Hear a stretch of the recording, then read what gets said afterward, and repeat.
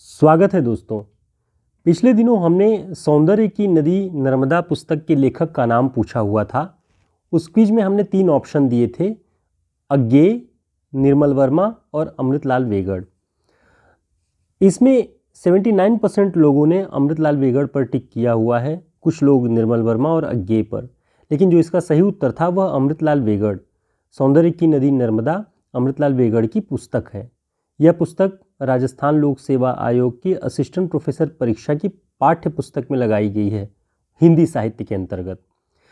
अब जिन लोगों ने गलत उत्तर दिए थे उन्हें इसे बहुत अच्छे से जान लेना चाहिए कि यह पुस्तक अमृतलाल वेगड़ की है। अब इस किताब के बारे में हम देखते हैं। यह किताब पेंगुइन प्रकाशन से प्रकाशित हुई है और अमृतलाल वेगड़ का जन्म मध्य प्रदेश के जबलपुर जिले में 3 अक्टूबर 1928 में हुआ।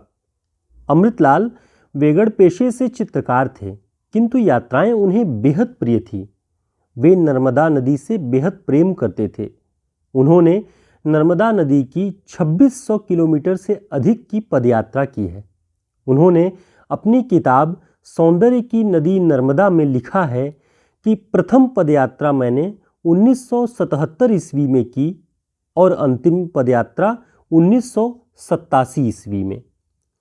इन 11 वर्षों के दौरान की गई 10 यात्राओं का वृत्तांत है इस पुस्तक में। आपको परीक्षाओं की दृष्टि से यह ध्यान रखना है कि इस पुस्तक में उन्होंने बताया है कि प्रथम पदयात्रा उन्होंने 1977 ईस्वी में की और अंतिम 1987 में। कुल 11 वर्षों के दौरान 10 यात्राओं का वृत्तांत है इस पुस्तक में।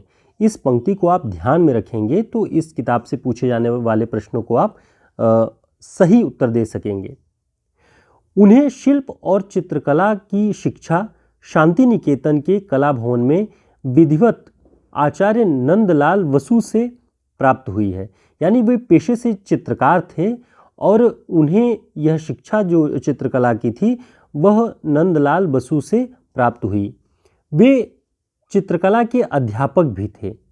उन्हें शिखर सम्मान 1994-95 में, पद्मलाल पुन्नालाल बख्शी पुरस्कार 1992 में, साहित्य अकादमी पुरस्कार 2004 में प्राप्त हुआ। केंद्रीय हिंदी संस्थान से उन्हें महापंडित राहुल सांकृत्यायन पुरस्कार भी प्राप्त हुआ। नर्मदा नदी पर आधारित उनकी 2 पुस्तकें भी प्रकाशित हैं। पहली जिसके बारे में हम देख रहे थे, सौंदर्य की नदी नर्मदा, और दूसरी अमृतस्य नर्मदा। सौंदर्य की नदी नर्मदा पुस्तक में उन्होंने अपनी उस पूरी यात्रा का वर्णन किया हुआ है जो उन्होंने जबलपुर से अमरकंटक और फिर अमरकंटक से लेकर के अंतिम यात्रा तक का पूरा वृत्तांत अपनी उस पुस्तक में लिखा हुआ है। बहुत ही रोचक पुस्तक है। उसमें उन्होंने अपने साथियों, जो 4 लोगों के साथ वो शुरुआत करते हैं और कैसे वो अंतिम में एक यादवेंद्र नाम का उनका एक शिष्य ही साथ में रह पाता है और उसके साथ ही वो यात्रा को जारी रखते हैं।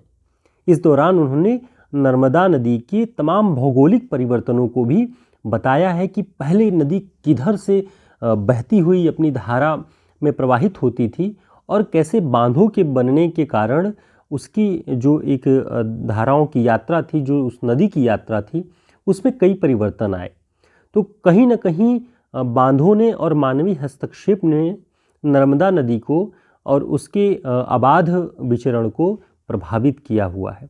इस पूरी पुस्तक में आपको इन सारे वृत्तांत और सौंदर्य की नदी नर्मदा यानी नर्मदा नदी के सौंदर्य को आप पढ़ करके दृश्य रूप में महसूस कर पाएंगे। उम्मीद है आपको इस किताब का परिचय अच्छा लगा होगा। बहुत धन्यवाद।